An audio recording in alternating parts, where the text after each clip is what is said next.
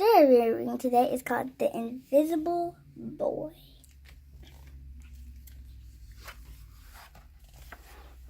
Can you see Brian, the invisible boy? Even Miss Carlotti has trouble noticing him in her classroom. She's too busy dealing with Nathan and Sophie. Nathan has problems with what Miss Carlotti calls volume control. He uses his outside voice inside too much. Sophie whines and complains when she doesn't get her way. Nathan and Sophie take up a lot of space. Brian doesn't. That's Brian. When the bell rings for recess, Micah and JT take turns choosing kids for their kickball teams. The best players get picked first. Then the best friends are the best players.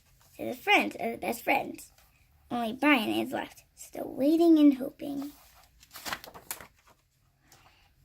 JT glances in Brian's direction and just as quickly looks away. "We've got enough players for each team," he yells. He tells the others, "Let's play ball." In the cafeteria, Madison and her friends talk about her birthday party. "The rope swing over the pool was awesome," says JT. "Yeah, so was the water slide," adds Fiona. "That was the best pool party ever." "I'm so glad you guys had fun," said Madison. Everybody did except Brian. He wasn't invited.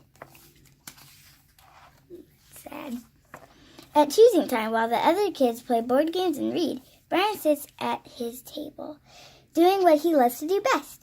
He draws fire-breathing dragons, scaling tall buildings. "Thank you for toasting my marshmallow." Space aliens locked in intergalactic battles. "I got you now." Greedy pirates digging for treasure. "Crackers, arg, yay!"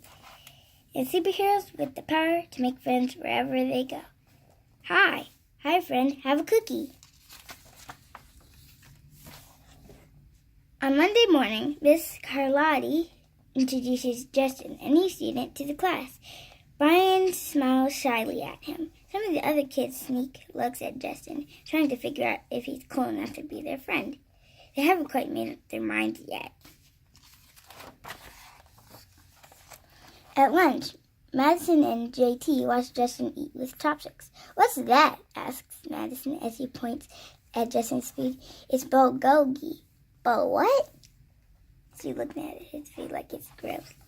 "Bulgogi is Korean barbecued beef. My grandma made it for me. It's really good. Do you want to try some?" "There's no way I'd eat bulgogi." And the kids laugh. All of them, that is, except Brian. He sits there wondering which is worse, being laughed at or feeling invisible. The next day, when Justin goes to his cubby to put away his backpack, he notices a piece of paper with his name on it. Justin.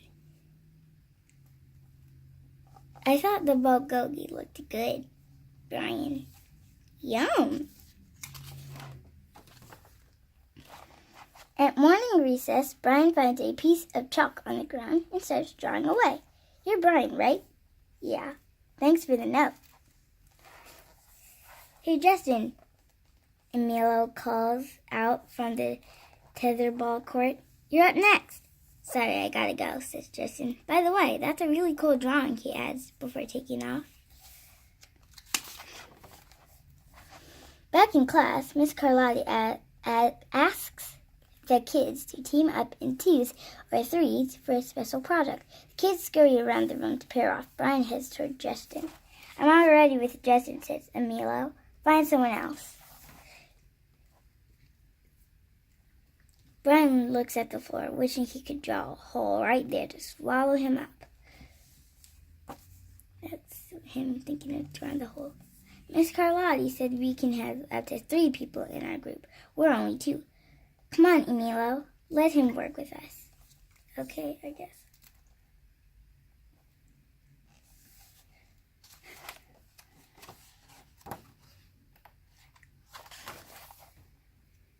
Miss Carlotti gives the class directions for the project. Your assignment is to work together to write a story about what you see in that photograph. Use your imagination and have fun. "Whoa, cool," says Emilio. What kind of people do you think would live in houses like that? I don't know, but I bet Brian could draw them to go with our story, said Justin. Brian smiles as he takes out his lucky pen. That's him with his lucky pen. That's them working together to make their story. A cricket story we made up on the spot. That's them with their stories and pictures. It's lunchtime again, Brian's least favorite part of the day. Another 20 long minutes of kids talking and laughing with everyone else but him. Brian, he hears someone shout. Hey, Brian, over here. Brian turns and sees Justin waving him over. Emilio nods at Brian as he makes room for him at the table. Cookie? Thanks. Maybe, just maybe, Brian's not so invisible after all. That's Brian. He has color. He's not being clear. That end.